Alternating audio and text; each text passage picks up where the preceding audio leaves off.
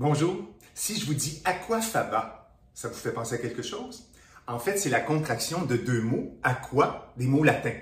Aqua, qui veut dire eau, et faba, qui veut dire fève. En fait, c'est l'eau, des fèves, des légumineuses qu'on retrouve dans une boîte, entre autres dans les boîtes de pois chiches.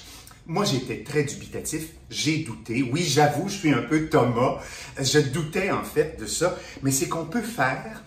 En fait, c'est anti-gaspillage, mais c'est aussi pour ceux qui ont des soucis d'allergie avec les œufs, puis ceux aussi qui sont végétaliens, qui ont fait le souhait, en fait, qui ont cette démarche-là de ne pas consommer aucun produit animal. Dans cette boîte de conserve se trouve cette fameuse aquafaba qu'on va ici manipuler pour se faire des petites meringues qui sont mais vraiment délicieuses. En fait, j'ai fait un test parce que comme je vous dis, je doutais un peu et c'était vraiment très convaincant.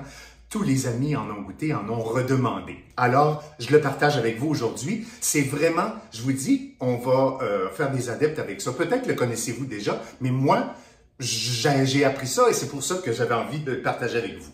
Alors, dans mon batteur sur socle, mais vous pourriez utiliser votre petite mixette aussi, c'est juste que ça va être un peu long parce que avant que ça monte vraiment en pic dur, en pic vraiment ferme, ça prend quand même, je vous dirais, au-delà à peu près 8 minutes, dépendamment de la sorte, parce que des fois, ça varie d'une boîte à l'autre, la concentration de protéines végétales, parce que c'est pour ça que ça monte en neige, que ça fait une belle mousse. C'est la protéine végétale ici qui est là-dedans, au lieu d'une protéine animale qu'on aurait dans des blancs d'œufs.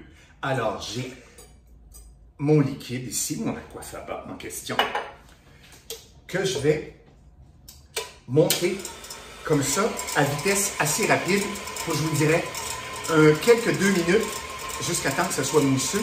On va ajouter ensuite un peu de jus de citron. Moi, je mets du jus de citron en lieu et place de la crème de tarte, qui est un truc un petit peu acide, en fait, pour stabiliser notre préparation. C'est à ça que ça servira. Alors, je pars le batteur et je vous reviens.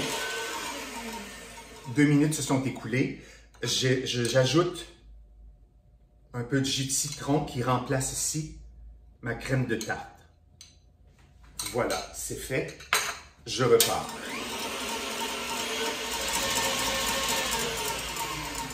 Tout en laissant mon batteur fonctionner, je vais ajouter mon sucre tranquillement et puis je vais monter ça jusqu'à avoir l'obtention de pic ferme et notre meringue sera faite.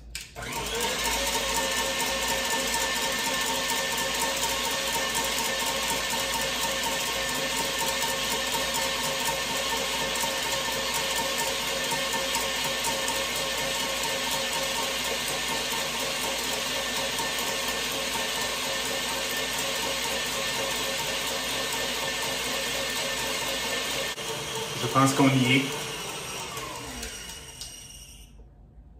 Oh oui, ce que c'est beau. C'est à s'y méprendre. Regardez-moi ça. C'est vraiment, on a un pic ferme ici. Et le sucre fait que c'est vraiment très lustré. On voit, c'est magnifique. Et je vous le dis, ceux qui ont des doutes, ça ne goûte pas du tout le pois chiche. On est ailleurs, on est vraiment sur le goût d'une belle meringue. Je trouve ça très intéressant, en fait, parce que, premièrement, c'est vraiment un beau rattrapage quand, au lieu de jeter tout ça, on va s'en servir. Et puis, ça va faire un beau dessert. Vous allez voir, les enfants et les grands-enfants vont en raffoler. Moi, ici, j'utilise une poche à pâtisserie. Mais ça pourrait être des petites meringues à la cuillère aussi. Ça serait tout à fait possible,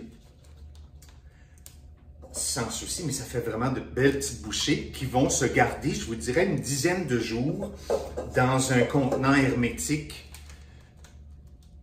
Vous sortez ça après un repas, ça fait vraiment de belles petites friandises à offrir, qui sont même, vous allez voir, très élégantes. C'est vraiment chouette. C'est une découverte que j'ai faite. J'étais vraiment très curieux de voir et je voulais vous le partager. Voyez-vous, ici, je me suis fait un bon coffre large pour que quand je vais avoir à le prendre, ça ne remonte pas. Et par ici, c'est par en bas qu'on veut que ça descende. Alors, je me suis fait un bon cofflage qui me permet de mettre ma main ici comme ça, sans que ça monte. Et puis là, voilà, on y est.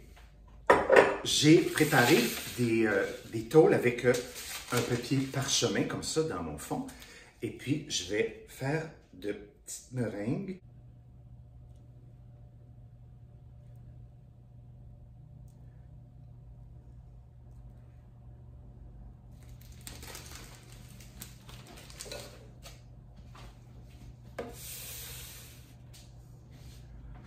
Voilà, j'ai terminé de pocher mes petites meringues. Vous voyez comment elles sont jolies.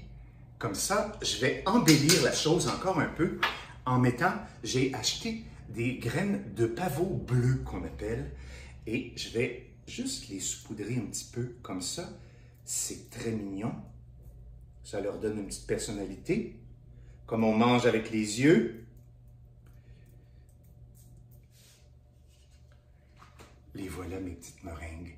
Elles sont belles, hein? Voilà. Et ça s'en va dans un four, je vous dirais, à 175 degrés Fahrenheit, qui est à peu près 80 Celsius. C'est dans un four à peine chaud, là.